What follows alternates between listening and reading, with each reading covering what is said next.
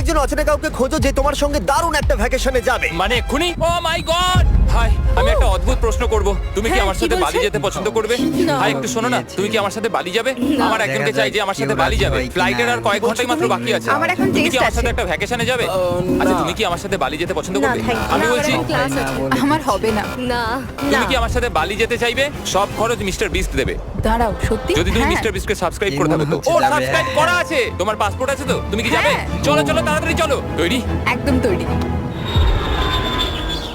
বালিতে স্বাগত। তুমি মিথ্যা বলছো। না না, তুমি মিথ্যা বলছো।